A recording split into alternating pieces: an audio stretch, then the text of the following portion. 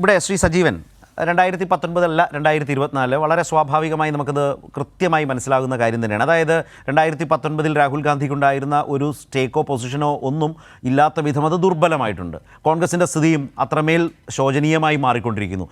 അധികാരമുണ്ടായിരുന്ന ഹിമാചൽ പോലും ഇന്നത്തെ രാജ്യസഭാ സീറ്റിൻ്റെ തെരഞ്ഞെടുപ്പ് കഴിയുമ്പോഴേക്ക് MLA മാരെ കാണാനില്ലാത്ത അവസ്ഥയാണ്. ആ സർക്കാരടക്കം ഹിമാചലിലെ സർക്കാരടക്കം നിലംപൊത്തുന്ന നിലയിൽ കാര്യങ്ങൾ നിൽക്കുന്നു. ഇങ്ങനെ നാൾക്കുനാൾ കൂടുതൽ ഒരു തെരഞ്ഞെടുപ്പിൻ്റെ കാലത്ത് പോലും സംഘടനാപരമായി ഒരു ആത്മവിശ്വാസം ജനങ്ങളിൽ പകരാൻ കഴിയാത്ത വിധം ആളുകൾ BJPയിലേക്ക് പോകുന്ന വിധത്തിൽ കോൺഗ്രസ് നിൽക്കുമ്പോൾ 2019 അല്ല കേരളത്തിൻ്റെ ഒരു പൊതു പശ്ചാത്തലത്തിൽ 2024 ലോക്സഭാ തെരഞ്ഞെടുപ്പ് യാതൊരു സംശയവുമില്ലാത്തൊരു യാഥാർത്ഥ്യമാണ്. ആ യാഥാർത്ഥ്യത്തിൽ നിന്നുകൊണ്ട് അനുകൂലമായ നിരവധി രാഷ്ട്രീയ ഘടകങ്ങളും സാഹചര്യങ്ങളും ഉണ്ട് എന്ന് വിലയിരുത്തിക്കൊണ്ട് CPM ഇന്നൊരു സ്ഥാനാർത്ഥി പട്ടിക പുറത്തിറക്കുമ്പോൾ ആ നിലയിൽ നഷ്ടപ്പെട്ടു പോയ മണ്ഡലങ്ങളെ തിരിച്ചുപിടിക്കാൻ കഴിയുന്ന, പ്രത്യേകിച്ച് അപ്പുറത്ത് എല്ലാം UDFൻ്റെ സിറ്റിംഗ് MP മാരാണ്, അവരെല്ലാം കേരളത്തിന് വേണ്ടി എന്തെല്ലാം കാര്യങ്ങൾ ലോക്സഭയിൽ പോയി ചെയ്തു എന്ന പ്രധാനപ്പെട്ട ചോദ്യവും വിമർശനവും മുഖ്യമന്ത്രി മുതൽ ഇങ്ങോട്ട് നിരന്തരം നടത്തിക്കൊണ്ടിരിക്കുന്ന ഒരു പൊതുരാഷ്ട്രീയ അന്തരീക്ഷമുണ്ട്. ആ പശ്ചാത്തലത്തിൽ നിന്നുകൊണ്ട് CPMൻ്റെ ഈ സ്ഥാനാർത്ഥി പട്ടിക, അതിൻ്റെ സാധ്യത ആ പാർട്ടി വിശകലനം ചെയ്യുന്നത് പോലെ ശക്തമായ മത്സരം കാഴ്ചവെക്കാൻ കഴിയുന്നതും കഴിഞ്ഞ തവണ നഷ്ടപ്പെട്ടു പോയ പിന്നീട് കോട്ടയം ഇപ്പുറത്തേക്ക് വന്ന് മുന്നണിയിലേക്ക് കേരള കോൺഗ്രസ് വന്നപ്പോൾ അപ്പോൾ നഷ്ടപ്പെട്ടു പോയതിൽ ഒരുപാട് മണ്ഡലങ്ങൾ തിരിച്ചുപിടിക്കാൻ ശേഷിയുള്ള വിധത്തിലൊരു പട്ടികയിലേക്ക് CPMന് പോകാനായിട്ടുണ്ടോ ഇന്ന്? ശരത്ത്, ഇതേ ചോദ്യം ഈ സ്ഥാനാർത്ഥികൾ തീരുമാനിക്കുന്നതിന് മുമ്പേ സാധ്യത വെച്ചുകൊണ്ടൊരു ചർച്ചയിൽ ഉയർന്നിരുന്നു. അന്ന് UDFനെ ഏതാണ് അനുകൂലിക്കുന്ന നിരീക്ഷകൻ ചോദിച്ചത്, അപ്പൊ കഴിഞ്ഞ പ്രാവശ്യം 2019 മത്സരിച്ച LDFന്റെ സ്ഥാനാർത്ഥികൾ എല്ലാവരും മോശക്കാരായിരുന്നു, ഇപ്പോഴുള്ള ആളുകൾ, ഇപ്പോൾ പേര് പറയപ്പെടുന്ന ആളുകളൊക്കെ ഗംഭീരന്മാരാണ് എങ്കിൽ കഴിഞ്ഞ തവണ മത്സരിച്ചവരൊക്കെ മോശക്കാരായിരുന്നു. കഴിഞ്ഞ തവണ മത്സരിച്ചവരാരും മോശക്കാരായിരുന്നില്ല. പക്ഷെ അവരിൽ നിന്ന് എന്തുകൊണ്ടാണ് ഇത്തവണത്തെ സ്ഥാനാർത്ഥികൾ വ്യത്യസ്തരാകുന്നത് എന്നുള്ളതിന് ഏറ്റവും പ്രധാനപ്പെട്ട കാര്യം, ഇപ്പോഴുള്ള സ്ഥാനാർത്ഥികളെ തന്നെ ഒരു മണ്ഡലത്തിൽ നിന്ന് വേറെ മണ്ഡലത്തേക്ക് മാറ്റിവെച്ചാൽ അവരുടെ വിന്നബിലിറ്റി എന്ന് പറയുന്ന സാധ്യത വളരെ കുറവാണ്. അതാണ് ഏറ്റവും പ്രധാനപ്പെട്ട. കഴിഞ്ഞ തവണത്തെ 2019 ഒരു സ്ഥാനാർത്ഥിയുടെ വിന്നബിലിറ്റിയെ കുറിച്ച് ചിന്തിച്ചിരുന്നില്ല, അത്ര കാര്യമായിട്ട് ചിന്തിച്ചിരുന്നില്ല. പക്ഷെ ഇത്തവണ അത് വളരെ കൃത്യം. ഞാൻ ഒറ്റ ഉദാഹരണം പറയാം. ഇപ്പോ MV ജയരാജൻ, അദ്ദേഹം കണ്ണൂരിൽ മത്സരിക്കുന്നു.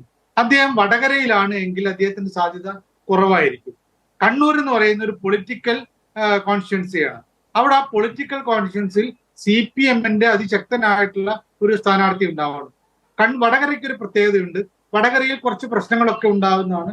വടകര CPMന് അനുകൂലമായിട്ട് LDFന്റെ കോട്ടയായത്, പക്ഷെ കൈവിട്ടുപോയി. പല 2-3 തവണയായിട്ട് ആ കൈവിട്ടു പോകുന്നൊരവസ്ഥ വന്നു. അത് അവിടെ വ്യക്തിപരമായി കൂടി വോട്ട് പിടിക്കാൻ പറ്റുന്ന ഒരാള്, CPMന്റെ കേന്ദ്ര കമ്മിറ്റി ആയിട്ടുള്ള ശൈലജ ടീച്ചർ, അത് ആരായിരിക്കണം എന്ന് നോക്കുമ്പോൾ ഇന്നൊരാളുടെ വിന്നബിലിറ്റി എന്ന് പറയുന്നത് സൂക്ഷ്മമായിട്ട് പരിശോധിച്ചിട്ട് നടപ്പാക്കുന്ന പറയുന്ന ഏറ്റവും ഗംഭീരമായ സംഭവം. ലീഗിന്റെ കോട്ടയായിട്ടുള്ള പൊന്നാനിയിൽ നമുക്കറിയാം ET മുഹമ്മദ് ബഷീർ എന്തുകൊണ്ടാണ് പൊന്നാനിയിൽ നിന്നും മലപ്പുറത്തേക്ക് മാറുമെന്ന് ആഗ്രഹിക്കുന്നത്?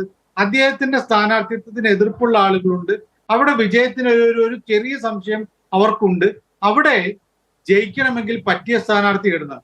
സത്യത്തിൽ അവിടെ ഇപ്പോയിട്ടുള്ള ഹംസ എനിക്ക് വ്യക്തിപരമായി അറിയാവുന്ന ആളായതുകൊണ്ട് പറയും, ലീഗിൽ നിന്റെ കോട്ടയിൽ നിന്ന് ഇപ്പുറത്തേക്ക് വന്നൊരാളാണ്. നേരത്തെ അബ്ദുറഹിമാൻ കോൺഗ്രസിന്റെ ഭാഗത്ത് നിന്ന് വന്നില്ല, അൻവറിനെ പോലുള്ള ആളുകൾ, അതിനുമുമ്പ് ലീഗിൽ നിന്ന് വന്നില്ല ജലീലിനെ പോലുള്ള ആളുകൾ, കോൺഗ്രസിൽ നിന്ന് വന്നില്ല TK ഹംസയെ പോലുള്ള ആളുകളൊക്കെ എന്തുകൊണ്ടാണ് മലപ്പുറം ജില്ലയിലെ കോട്ടയിൽ എങ്ങനെ ജയിച്ചു? കുറ്റിപ്പുറത്ത് ജയിച്ചതും തവനൂരിൽ ജയിച്ചതും താനൂരിൽ ജയിച്ചതും നിലമ്പൂരിൽ ജയിച്ചതും മഞ്ചേരി ലോക്സഭാ മണ്ഡലത്തിൽ ജയിച്ചായിട്ടുള്ള കാര്യങ്ങളാണ് പറയുന്നത്. അവിടെ ജയിച്ചതിന് കാരണം അവിടെയൊക്കെ ആ വിന്നബിലിറ്റി സാധ്യത ഉപയോഗിച്ചിരുന്നു.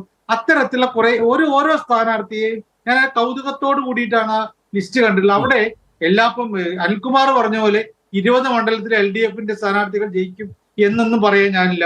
അതൊരിക്കൽ പോലും നടക്കില്ല എന്നും അസാധ്യമാണെന്നും ഞാൻ ഇപ്പോഴും പറയും. ഇപ്പോൾ തന്നെ പരാജയപ്പെടാവുന്ന മണ്ഡലങ്ങൾ എണ്ണി പറയാൻ വേണ്ടി പറഞ്ഞു. പക്ഷെ അതൊന്നും പറയുന്നില്ല, കാരണം തെരഞ്ഞെടുപ്പ് തുടങ്ങുന്നതിന്റെ പോരാട്ടം തുടങ്ങുകയാണ്. പക്ഷെ ഈ മണ്ഡലങ്ങളിലൊക്കെ ഓരോ മണ്ഡലവും പിടിച്ചെടുക്കാൻ പറ്റിയ സ്ഥാനാർത്ഥികൾ, ഇപ്പോ കൊല്ലം കുറച്ചു കാലമായിട്ട് നഷ്ടപ്പെട്ട മണ്ഡലമാണ്. അവിടെ ജയിക്കാനുള്ള സാധ്യത 2 രീതിയിൽ ഉപയോഗിക്കുന്നുണ്ട്. ഒന്ന്, ഇപ്പൊ പറഞ്ഞ പോലെ ഈ പൊടിപ്പാറ പറയുന്ന പോലെ ആരും പിടിച്ച് പ്രേമചന്ദ്രൻ സംഖ്യയാക്കിയല്ല. പ്രേമചന്ദ്രൻ സ്വയം കുഴിയിൽ വീണതാണ്. അദ്ദേഹം പറഞ്ഞ ഒരു ന്യായീകരണം, പ്രധാനമന്ത്രി വിളിച്ച യോഗത്തിൽ അല്ല ഒരു ഭക്ഷണത്തിന് ക്ഷണിച്ചാൽ പോകണ്ടേ എന്ന് ചോദിച്ചു. അതിന് താങ്കൾ തന്നെ പറഞ്ഞു, കെ മുരളീധരൻ പറഞ്ഞ കാര്യം, പിണറായി വിജയന്റെ ചായ കഴിച്ചിട്ട് അങ്ങനെ ആവേണ്ടെന്ന് പറഞ്ഞിട്ടുള്ള ആ നിലപാടുണ്ടല്ലോ. അതാ പ്രതിപക്ഷം ഇപ്പോൾ ഈ ഇലക്ഷൻ സമയത്ത് പ്രധാനമന്ത്രി അങ്ങനെ വിളിക്കുന്നുണ്ടെങ്കിൽ സംശയത്തോട് കൂടിയിട്ട് നോക്കേണ്ടത്, എന്തിനാണ് വിളിക്കുന്നത് നോക്കണം. ഇനി അദ്ദേഹം അവിടെ പോയി ഭക്ഷണം കഴിച്ചിട്ട് പറഞ്ഞ കാര്യമാണ്, അത് ഭക്ഷണം കഴിക്കാൻ പോയി സമ്മതിച്ചു. പക്ഷെ ഭക്ഷണം കഴിച്ച് അദ്ദേഹം പറഞ്ഞത്, പ്രധാനമന്ത്രി ഞങ്ങളെ ഉന്മേഷക്യൂട്ടി ഇരുന്നിട്ട് അദ്ദേഹം ഞങ്ങൾക്ക് ആദ്യം ഭയമായി ഓരോരുത്തരുടെ വേവലാതിയായിരുന്നു, പ്രധാനമന്ത്രിയോട് എങ്ങനെ സംസാരിച്ചു തുടങ്ങണം എന്നറിയില്ല. പക്ഷെ അദ്ദേഹം വളരെ സൗഹൃദത്തോട് കൂടിയിട്ട് ഞങ്ങളോട് സംസാരിക്കുന്നു, ഓരോ ഭക്ഷണ പദാർത്ഥത്തെ കുറിച്ച് പറയുന്നു. ഇങ്ങനെയൊക്കെ പറയുമ്പോൾ നമ്മളൊരു പ്രകീർത്തനമാണ് അവിടെ. പ്രേമേന്ദ്രൻ പോയി ഭക്ഷണം കഴിച്ചോടെ പ്രധാനമന്ത്രി ക്ഷണിച്ചുകൊണ്ട് പോയി ഞാൻ ഭക്ഷണം കഴിച്ചു എന്ന് പറഞ്ഞു പോരുകയാണെങ്കിൽ കുഴപ്പമില്ല. പക്ഷെ അങ്ങനെ പറഞ്ഞു. രണ്ടാമത്തെ കാര്യം താങ്കൾ തന്നെ പറഞ്ഞുള്ള പ്രധാനമന്ത്രി ഇപ്പോൾ ഉദ്ഘാടനം ചെയ്ത പരിപാടിയുടെ കാര്യം അനിൽകുമാർ പറഞ്ഞ കുറച്ചുകൂടി അതിന് സാധ്യത നമ്മൾ നോക്കണം. എന്തിനാണ് പ്രേമേന്ദ്രൻ അദ്ദേഹത്തിന് പങ്കെടുക്കാം, ആ പരിപാടിയിൽ അദ്ദേഹം അവിടുത്തെ MP എന്നുള്ള എനിക്ക് അദ്ദേഹത്തിന് പങ്കെടുക്കാം. പക്ഷേ ഇത് നരേന്ദ്രമോദിയുടെ ഉറപ്പ്, നരേന്ദ്രമോദി ഇപ്പൊ ഇന്നും തിരുവനന്തപുരത്ത് എത്തിയിട്ട് പറഞ്ഞ കാര്യം എന്റെ ഉറപ്പ് എന്നാണ്. ആ ഉറപ്പ് ഫലിക്കും എന്ന് ആവർത്തിച്ച് പറയുകയാണ്, ജനങ്ങളുടെ മുമ്പാകെ പറയുകയാണ്. മോദി ഗ്യാരണ്ടിയുടെ മലയാളം തർജ്ജമയുണ്ട്. സജീവൻ പറഞ്ഞപ്പോഴാണ് ഞാനും ശ്രദ്ധിച്ചത്. മോദി ഗ്യാരണ്ടി എന്ന് അദ്ദേഹം പറയുന്നതിന്റെ മലയാളം തർജ്ജമയുണ്ട് ശ്രീ പ്രേമേന്ദ്രന്റെ ആ വാചകത്തിൽ. തീർച്ചയായിട്ടും ആ മോദി ഗ്യാരണ്ടിയാണിത് നടപ്പാവും എന്ന് പറയുമ്പോൾ രണ്ട് കാര്യമുണ്ട്.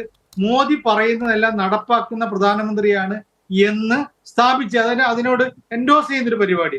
രണ്ടാമത്തെ കാര്യം, തെരഞ്ഞെടുപ്പിന് മുമ്പേ ഈ പ്രോജക്റ്റ് നടപ്പാവില്ലല്ലോ, തെരഞ്ഞെടുപ്പ് കഴിഞ്ഞതിന് ശേഷം നടപ്പാവില്ലുണ്ട്. ഇദ്ദേഹം പറഞ്ഞ പ്രധാനമന്ത്രി ഉറപ്പ് വന്നു കഴിഞ്ഞാൽ അത് നടപ്പാക്കുന്ന പറയുമ്പോൾ അനിൽകുമാർ പറഞ്ഞ രീതിയിലും വ്യാഖ്യാനിക്കാം. അപ്പൊ ഇത്തരത്തിൽ ഒരു പ്രേമേന്ദ്രൻ നാളെ സംഖ്യയാവുന്നു, BJP-യിലേക്ക് പോകുന്നു എന്ന് ഞാൻ പറയുന്നില്ല. പക്ഷെ ഒരാള് നമ്മൾ വാക്കും പ്രവൃത്തിയും ഒക്കെ എപ്പോഴും സമയം നോക്കിയിട്ട് പ്രയോഗിക്കേണ്ടതാണ്. അത് പ്രേമേന്ദ്രൻ പ്രയോഗിച്ചില്ല. അത് സ്വാഭാവികമായിട്ടും LDF മുതലെടുക്കും, CPM മുതലെടുക്കും. അതിന്റെ ഒപ്പം ഈ ഇവിടെ കൊല്ലത്ത് MP എന്ന MLA എന്ന നിലയിൽ തന്റെ സാന്നിധ്യം തെളിയിച്ചിട്ടുള്ള മുകേഷിനോട് നിർത്തുന്നു. സാധ്യതകൾ നോക്കുക, അങ്ങനെയാണ് പറഞ്ഞത്. ഭിന്നബിലിറ്റി നോക്കിയിട്ടാണ് ഇപ്പോഴത്തെ രീതിയിൽ ഓരോ മണ്ഡലം എടുത്ത് പറഞ്ഞാൽ അത് പറയാം. ഭിന്നബിലിറ്റി നോക്കിക്കൊണ്ടാണ് സ്ഥാനാർത്ഥികൾ വെച്ചിട്ടുള്ളത്. ആ ഒരു സാധ്യത വെച്ചുകൊണ്ട് തീർച്ചയായിട്ടും ഈ പട്ടികയെ നമ്മൾ പിന്നെ എന്താണ് ഏറ്റവും അടുത്ത കാലത്തായിട്ട് LDF പ്രത്യേകിച്ച് CPM മുന്നോട്ടേക്ക് വെച്ചിട്ടുള്ള അവർ പ്രഖ്യാപിച്ചിട്ടുള്ള സ്ഥാനാർത്ഥി പട്ടികയിൽ ഏറ്റവും നല്ല സ്ഥാനാർത്ഥി പട്ടികയാണ് എന്നാണ് ഞാൻ മനസ്സിലാക്കുന്നത്.